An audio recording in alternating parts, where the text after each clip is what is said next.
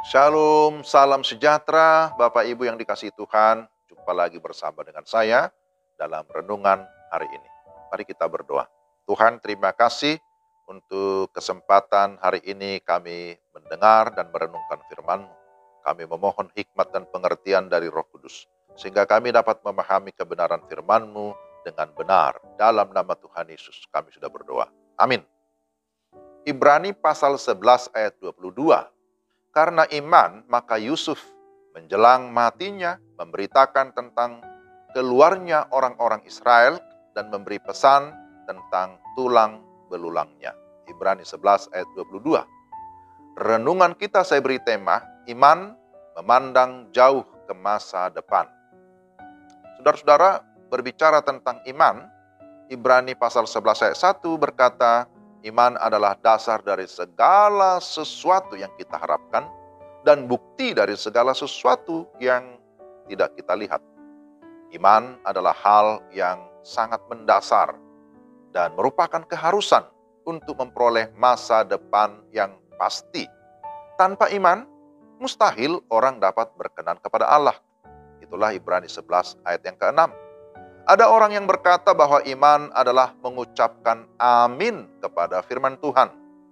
Iman juga dapat diartikan sebagai suatu respons terhadap panggilan Allah melalui penerimaan akan Yesus Kristus bagi keselamatan kita, disertai dengan komitmen setia mengikut Yesus.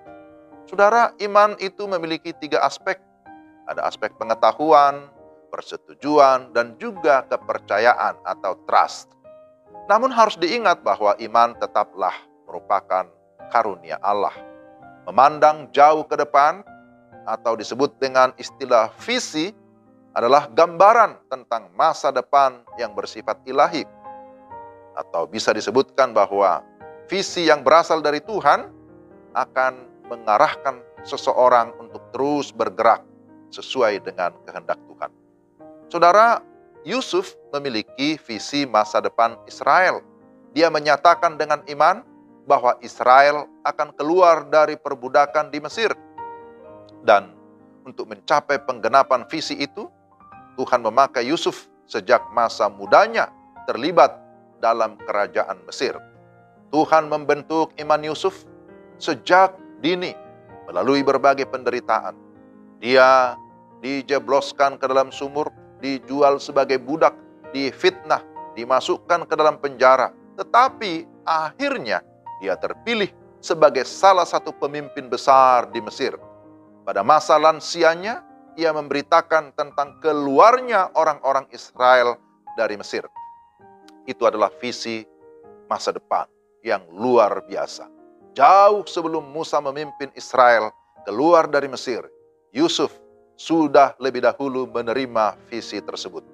Bahkan secara khusus, Yusuf memberi pesan supaya membawa tulang belulangnya agar dikumpulkan dengan nenek moyang mereka di tanah Kanaan. Dan hal ini tentu mau menegaskan bahwa hati Yusuf selalu tertuju kepada bangsanya. Saudara, bagaimana dengan kita? Apa visi masa depan kita? Dalam satu sharing kursus, saya pernah ditanya, apa visi masa depanmu? Lalu saya berkata, karena saya sebagai seorang pendeta, sebagai seorang pengajar, saya berkata bahwa saya ingin memobilisasi gereja ataupun sekolah agar mengerti tentang misi global atau misi sedunia.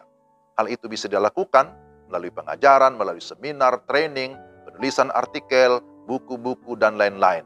Bagaimana kita memandang jauh ke depan atau memiliki visi?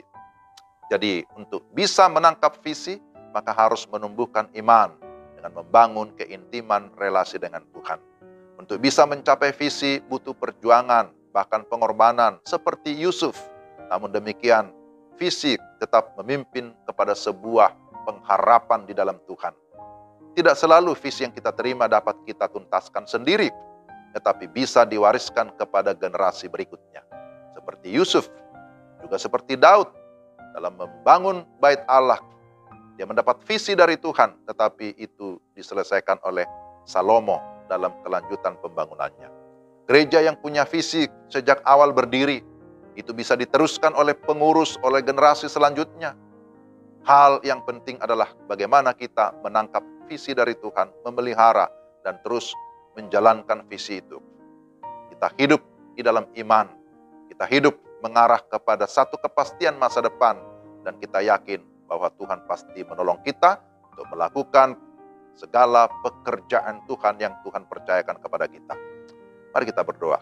Tuhan, tolonglah kami supaya kami tetap di dalam iman kepada Tuhan, tetap memiliki satu kepastian masa depan, dan kami terus melakukan apa yang Tuhan mau, sehingga apa yang Tuhan kehendaki dalam hidup kami, itu kami lakukan dalam rangka kami juga terlibat dalam menuntaskan amanat agung, misi global, di mana kami juga terlibat, baik di dalam doa, di dalam dana, di dalam kesaksian kami, di dalam pemberitaan Injil, supaya ada banyak orang yang diselamatkan.